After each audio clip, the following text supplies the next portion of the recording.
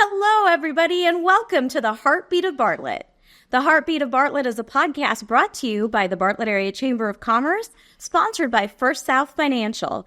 And the purpose of the Heartbeat of Bartlett is to showcase all of the wonderful business, community, and city elements that make the community around Bartlett so fantastic.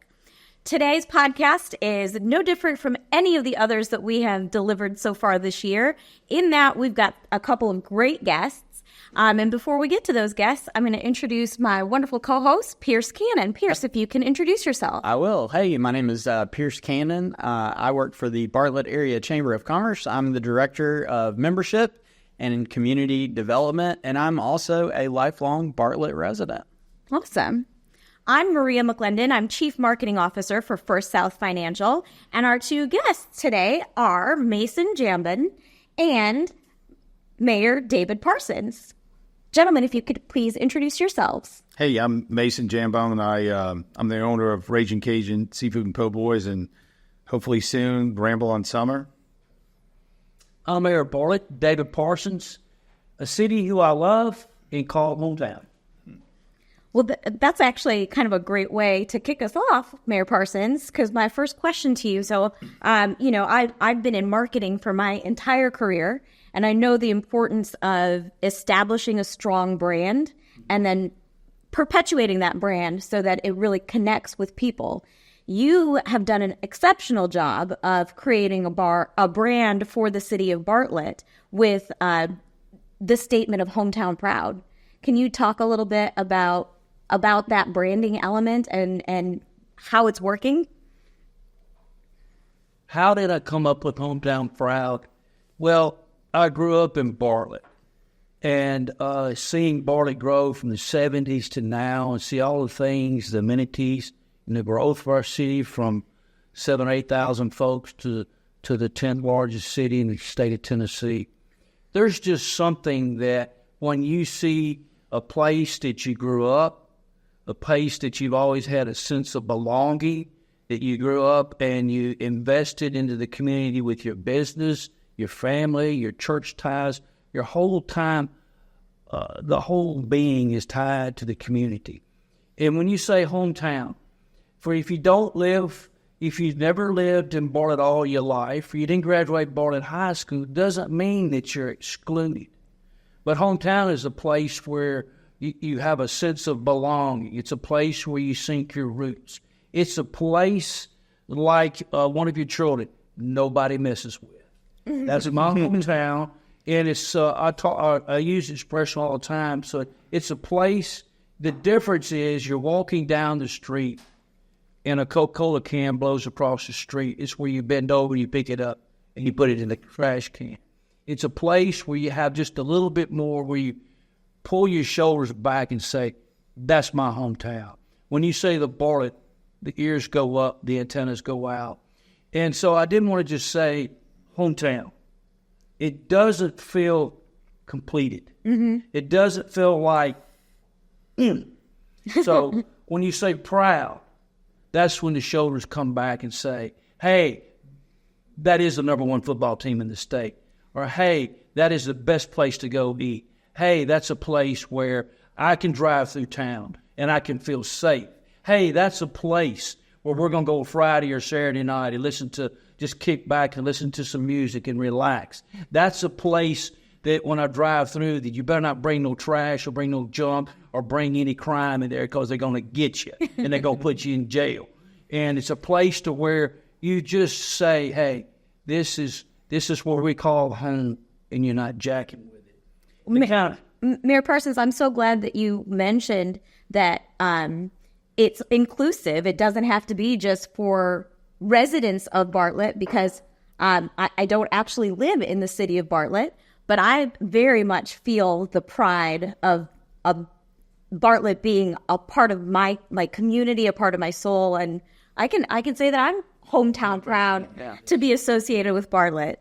You know, it's just like when the Tigers play, you're always root for the Tigers. That's your hometown team. Yeah. Everybody's got one. And you're looking in the EBA and the pros and all. But I'm going to kind of put another little spin on that, because that may have been too down to earth. But But Hometown Proud is a place where we promote cultural and economic vitality in Bartlett. And when we do that, it strengthens our community. And strengthen the community, it increases our ability to not only strive, but thrive. Absolutely. And Mayor Parsons, the city of Bartlett and the Bartlett Chamber of Commerce have a great relationship. And one of the things that makes our two organizations thrive, like you're talking about, is recruiting new businesses as well as serving existing businesses. So I'm going to shift to Mr. Mason Jambon here. Mason, give us a little bit of your background. Where are you from? Sure. Well, I tell people I'm from New Orleans because that's kind of, the big city around where I'm from. But I really grew up in a little town called Gretna, Louisiana, which is a suburb of New Orleans. And I told the mayor when we met each other that Bartlett reminds me of my hometown a lot. Very well-run, business-friendly, sort of small-town feel, but really aggressive with trying to make sure that the residents of the city have all of the amenities that they want to live there. So, I've been in the business for 35 years, the restaurant business. First real job I had was at Commander's Palace in New Orleans back in the mid-'80s with Emerald when he was a real working chef. I worked for them for almost 15 years. I was eventually the director of operations for their group. I was a regional vice president for Live Nation. I oversaw House of Blues in Texas and Louisiana. Wow. I've done a whole bunch of things, probably opened up 30 restaurants along the way, restaurants or music clubs. And now at this age, this state, I don't live in Bartlett. I live sort of in Fisherville, out in the unincorporated part of the county. But, I also feel like, we belong in the community. We love the people, all the people that we met there. And so when we started, my wife and I started looking at places to put businesses, I set a meeting up with the mayor and Steve Sones and they were just so helpful and accommodating. We went forward with the purchase for one of them, and I started looking for a second location, and then they actually helped me find the location I'm going to put Ragin Cajun in. Yeah. So speaking of, so clearly, Mason, you feel the hometown pride of the Bartlett and Bartlett community, of the city of Bartlett and the Bartlett community. Tell us a little bit about the two businesses that you're bringing to the Bartlett area. Well, we're working on Ragin Cajun Seafood and Po' Boys now. It is at 2740 Bartlett Road. What I wanted to do was littered around New Orleans, there's all these little neighborhood restaurants, Frankie and Johnny's, La Uza's, Mother's to a certain extent, that do really great, po' boy sandwiches on this French bread, Leinheimer French bread, but also things like gumbo, seafood gumbo, crab and corn soup, etouffee, jambalaya, crawfish when they're in season. And, I grew up cooking that food. I grew up in the kitchens in New Orleans. There's really nothing like what I'm trying to do, even in the metro area of Memphis. We fell in love with the location. My guys are in there now. We're using a Bartlett-based contractor, Jeff Hutzel, to do the work inside of the restaurant. And, we're shooting for end of October to open it. Oh, that's fantastic. So, wow. That's awesome. What about the other projects? So Ramble is a big deal. It's a big, that's kind of what brought me to Bartlett. I'd been looking for a location out east to put something like that, indoor, outdoor, on a couple of acres. And I got a call from a gentleman I did business with that the Bartlett Nursery might be for sale, which it conveniently 10 minutes from my house. I drove out there and just fell in love with the property. It's almost 11 acres, beautiful, kind of buffered on each side with undeveloped land also in the back. And I knew that was a spot I wanted to put it, but I wanted to make sure it was in a place that they wanted us to be. And so I set a meeting up with the mayor and I said, look, this is what I want to do, but I want to make sure that you guys are looking for this because I don't want to be a nuisance, where we go. And it was funny. The mayor said, we've been engaging firms to go out and find a concept like that. So just kind of met, and hopefully we're going to start breaking ground on that thing in November, and I'm trying to get it open before next summer. That's what I was just going to ask you, is like, can we go to Ramble on Summer by next spring or summer? Yeah, the next time the weather is pleasant again? Like this. I wish it was open right now. I do too. Well, you know what? We'd do this podcast on location if it was. Oh, that would be great. Yeah, we could definitely do that. But it's it's an exciting venture. I'm a restaurateur, and so really have done that for the last 30, 35 years. This is my first venture into sort of owning land and developing it. So, and the guys have been tremendously helpful at steering me in the right direction, connecting me with the right people. So, we're excited to get that thing going. There's a lot of excitement in the community about this venue. And I think that one of the things that's very exciting about it, and Mayor Parsons, if you could speak to this a little bit, I don't know that a venue like this could have been possible a few years ago. I mean, it really, the community in Bartlett has changed a lot. And I think it makes, we talk about all of the different events and activities that are now available. So if you could just speak to like the things that had to come together to make this venue possible. Well, I think the first thing you have to do as a community is you have to listen. Mm-hmm. And, not necessarily on social media. You have to get the right questions. So one day one, when we come in, we engaged the University of Memphis, and we began to ask questions and listen to the citizens what they want. One of the things that money is so hard to come by today that we didn't want to spend a penny putting a swing where somebody wanted to slide. And so first thing we did is listened. And we went through that year listening, and we heard the overwhelming cry, even through our master plan that we redid last year for our parks. We kept hearing that theme, outdoor, and these type of experiences. So it's just something we didn't go out one day, put our finger to the wind and say. We overwhelmingly kept hearing that. And that's why when he said that we was happy to hear Mason, and God just seems kind of sometimes to put things together, and it fell in place. I go like, wow. And I got to say one thing and back up. What I really like about Mason is Commander's Palace is one of my favorite places. And they have the best bread pudding recipe. They do. Anywhere else. You have to own 4 chickens and 3 fields of flour and a bunch of sugar. But that's what I like about this venue, going in that place. And sometimes we have the ability we look at outdoors looks like this. Mm-hmm. It looked like that. My daddy said it looked like that. And my grandmother said it looked like that. So that's what you have to do. Mm-hmm. And we seem to think that outdoor experiences now are involved. It has to involve a playground or a senior center. And you're missing. Yes. I think we was missing the in-between. And my heartbeat is that I got 6 boys, and and all the time they said, "Where'd you go?" We went in another community to do something, mm-hmm. right?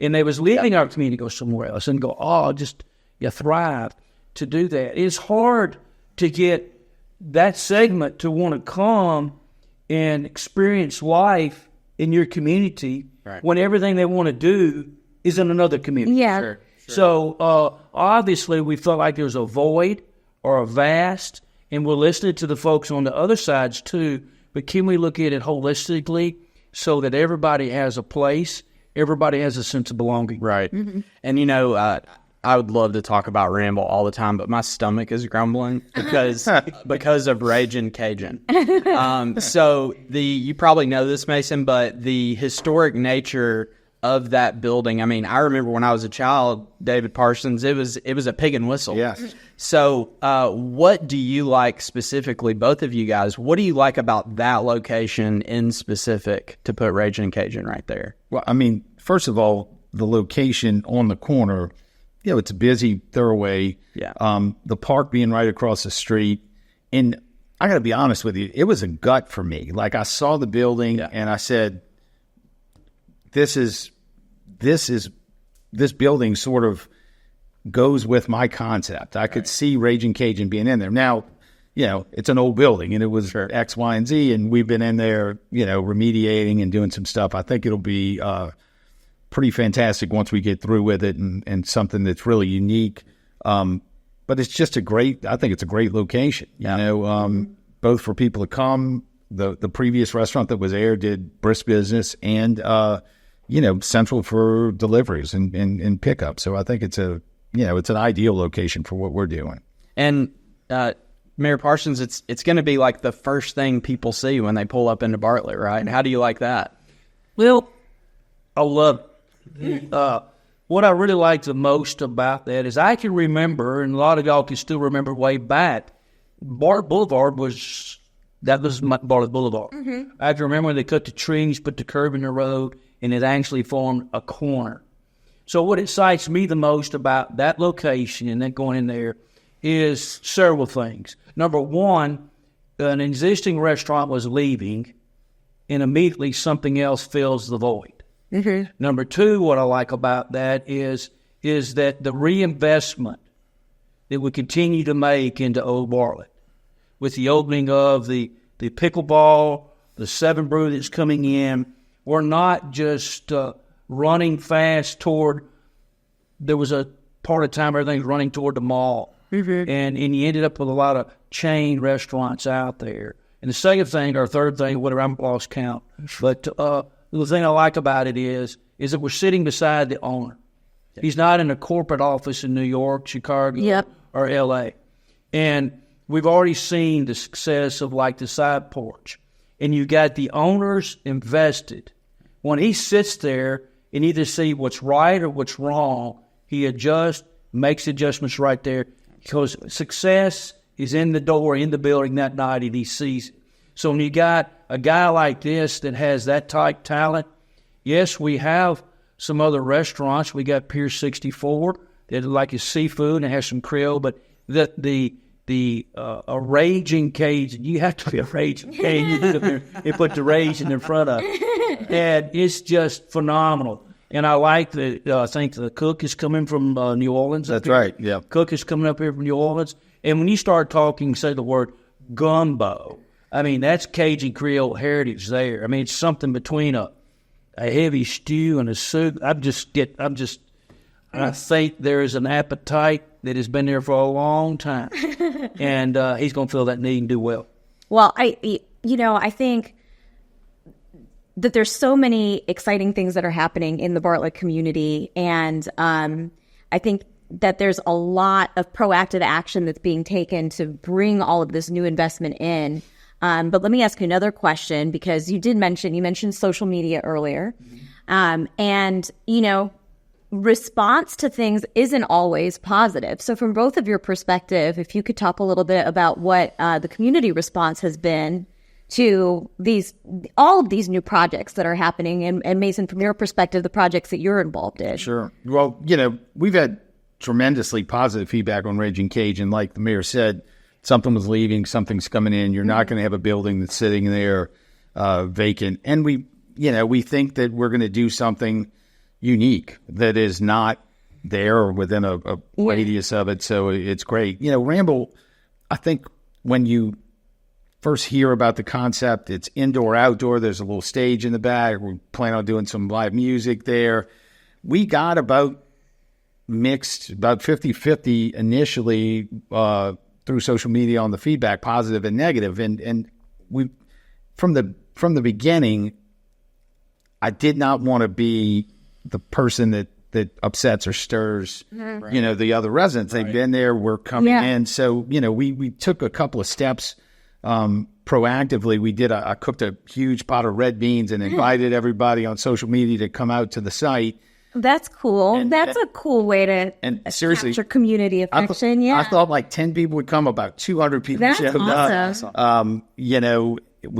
I walked them through, showed them what the layout of it would be, how we took into account the placement of the venue so that it, to take advantage of the natural buffers of sound, and also just let everybody know that, like Ragin' Cajun, I will be there. Yeah. Like, I'm there. This is my sole gig for going forward. These two places, I'm going to be at these places every day, as will my wife, and my son works with me.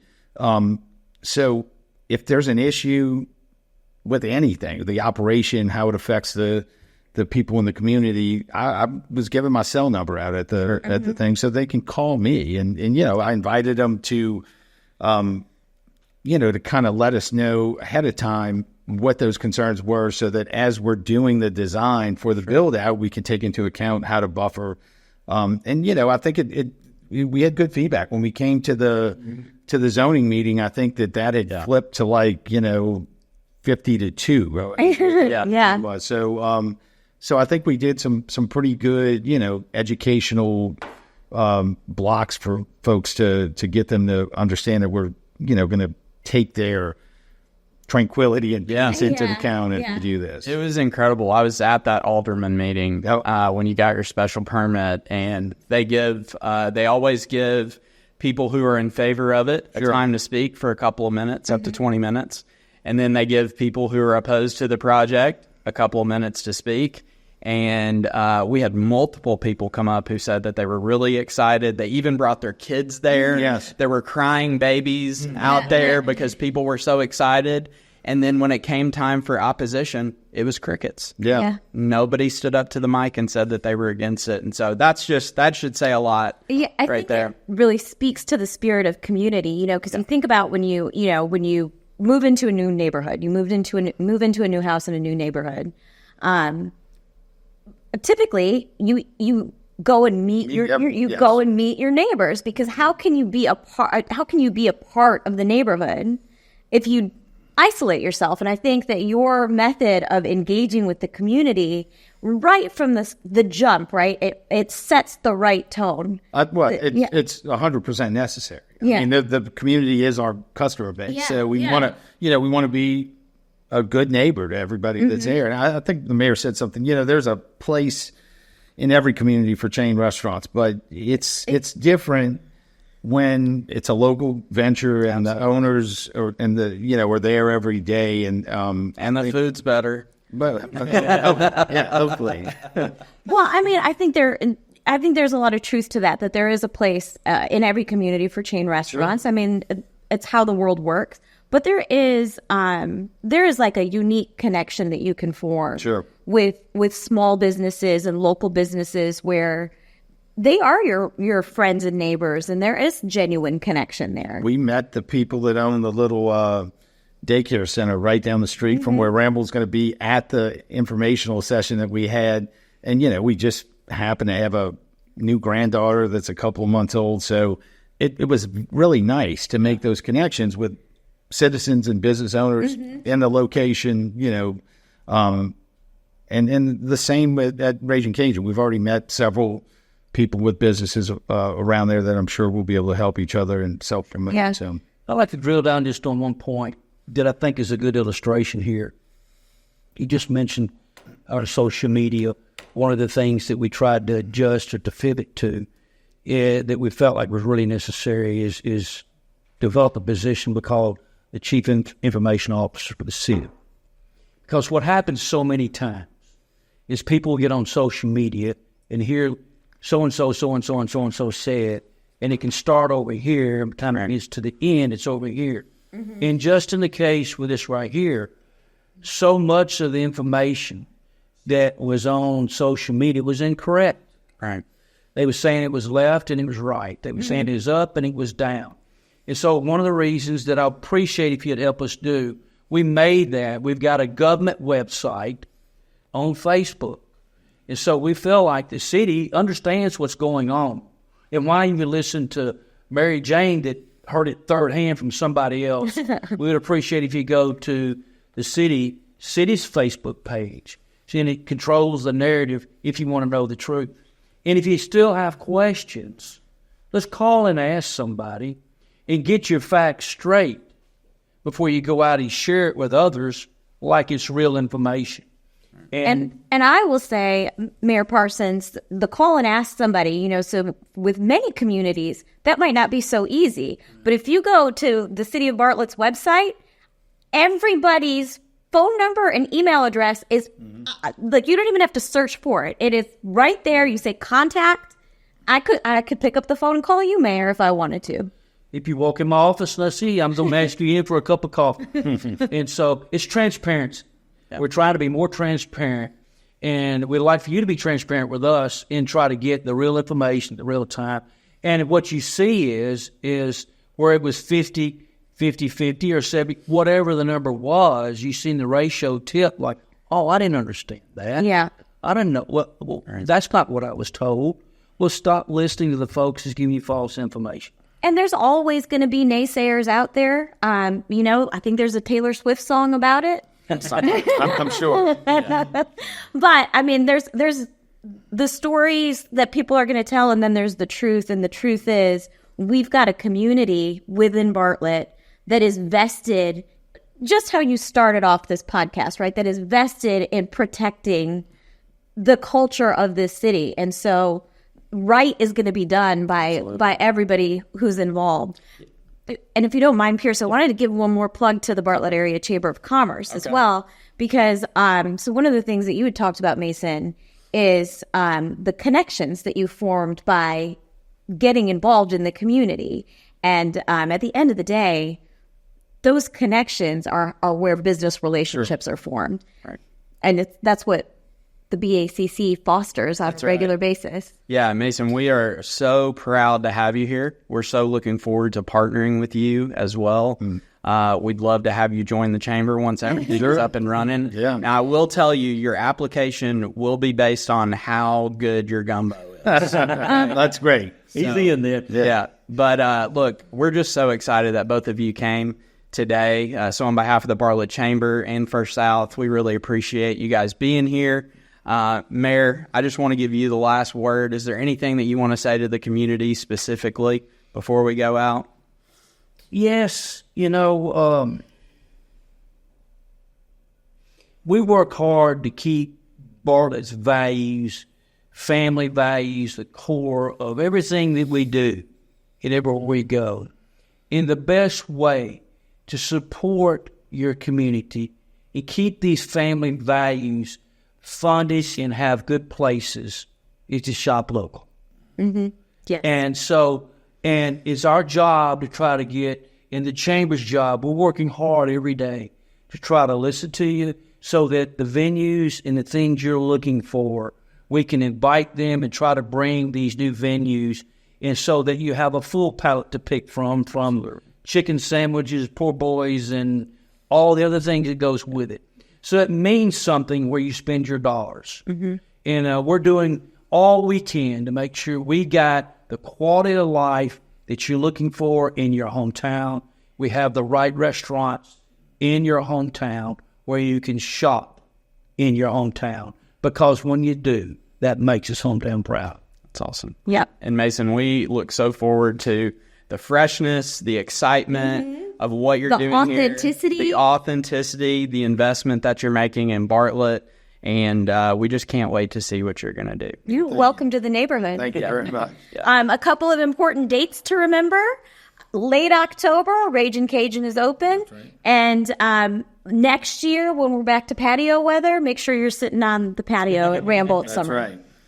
With that, we are out. So thank you all so much for watching The Heartbeat of Bartlett. We hope you had as much fun as we did today. We literally could not produce this podcast. We would just be in our own homes talking to each other if it were not for V2 Media. So thank you to the awesome team at V2 Media. I'm sorry I got distracted because Mark was over there clapping, caught my eye. But thank you, V2 Media, and thank you, all, as always, to the Bartlett Area Chamber of Commerce for presenting this podcast. And as I always like to say, First South Financial loves the Bartlett Area Chamber of Commerce and loves the city of Bartlett. I'm pretty sure we're going to love Ragin Cajun and Ramble on Summer. So thank you so much for watching. Tune into the next episode and subscribe, ring that bell, like, share with your friends. Come back and see us. Bye, everyone. Bye. We're out.